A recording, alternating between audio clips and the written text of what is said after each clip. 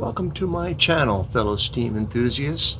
And today we're going to be a quick discussion of what to do in servicing my least favorite low water cutoff, the McDonnell Miller number 67. Well, actually the 47-2 is my very least favorite.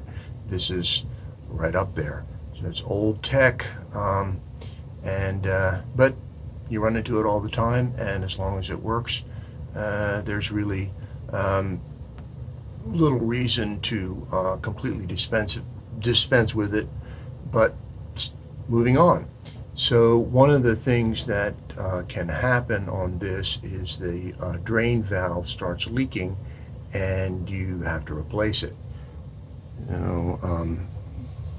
This is a leaking drain valve that was removed earlier today. It's essentially a very specialized ball valve. I think I've got other videos on it.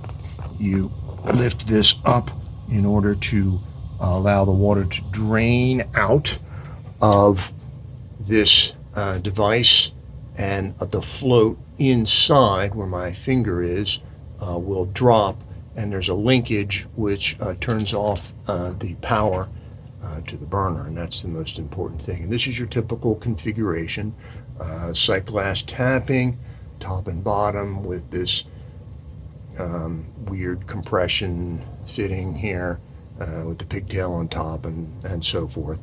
You're supposed to blow it down once a week, and you open it and the burner should shut off. So you're faced with a situation where sometimes these bolts are antiquated. This is the slotted head. This is the old style. These are 15/16 by something. I forget how many threads there are. About 1 inch long. And you can go ahead and order a whole new valve assembly. McDonnell Miller happily sells them. The newer ones now are Allen heads with a 1/4 inch Allen head there, and that's fine and well. Once you get these out, and you have to get them out anyway in order to put this in, you can, as I said, go ahead and put this one in. But you have another choice, and that's the one I would recommend, and that's what we're going to discuss today. This is called a dirt pocket. Dirt pocket, that's how you want to look it up.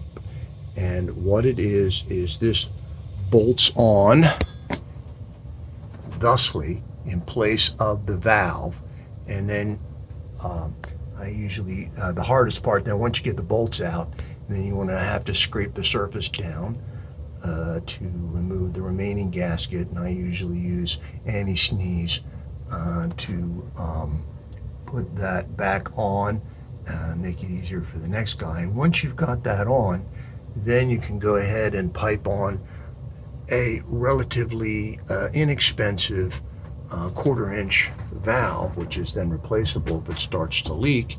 And there you go. You'll notice how the flow stops. The burner has shut off, and so this, you don't have to keep running.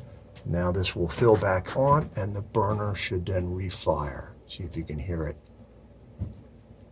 I think right now we're below the water level, and so the sight glass, the low water cutoff does work, and so we're going to have to add water and get this to fire.